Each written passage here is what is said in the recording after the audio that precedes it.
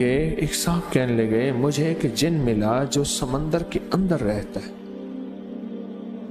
समंदर के अंदर जिन्नात बहुत ज्यादा हैं, पानियों के अंदर जिन्नात बहुत ज्यादा हैं, इसलिए पानी के किनारे जिन्नात बहुत ज्यादा होते हैं, इसलिए पानी के किनारे क्राइम रेट ज्यादा होता है, क्रिमिनल दुनिया ज्यादा होती है।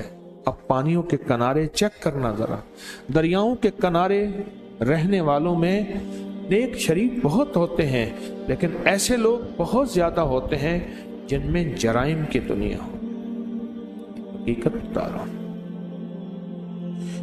तो कहने लगे कि एक दुर्वेश कहने लगे कि मेरे पास एक जिन आया, बहुत ताकतवर जिन, बहुत बड़ी उम्र का, सदियों पुराना जिन, सदियों पुराना जिन, 1600 साल उसकी उम्र, पुराना जिन, पानी के अंदर रहता था।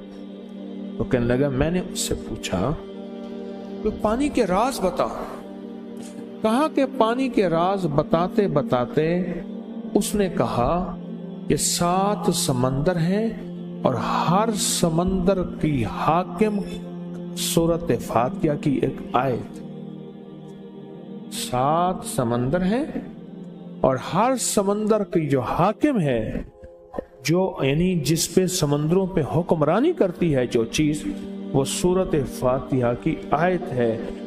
जितनी आयत हैं, हर आयत एक एक समंदर पे हुक्मरान है।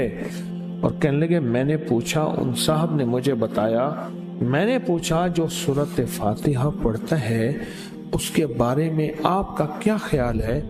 कहा कि सूरत फातिहा पढ़ने वाले को 7 समंदर की जितनी भी मखलूक है वो उसकी महबूब बन जाती है और वो दुआ करती है, अल्लाह ये पढ़ता रहे और हमारे ऊपर इनायात की बारिश रहे, या अल्लाह ये पढ़ता रहे और जन्नत और बरकत पाता रहे, या अल्लाह ये पढ़ता रहे और पुरसकून और खुशहाल रहे।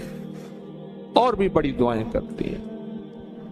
अब वो हदीस सामने आ गई, फरमाया जो अल्लाह का जिक्र करता है, समंदर की मखलूक भी उसके लिए दुआएं करती है, बिलों की मखलूक भी दुआएं करती है, जमीन की मखलूक भी उसके लिए दुआएं करती है।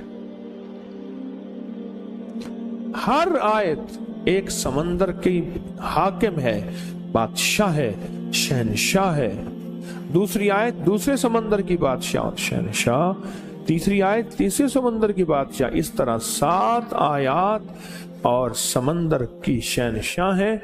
जो बंदा सूरत फातिहा पढ़ता है, एक बार अल्लाह जल्ल शानहू इन 7 आयात की तासीर और ताकत उसे अता फरमाते हैं, और 7 समंदरों में जो ग़िज़ा, रिज़्क़, ताकत और कुव्वत अल्लाह ने रखी है, उसका हिस्सा इस बंदे को देते हैं जो सिर्फ एक बार सूरत फातिहा पढ़ता है।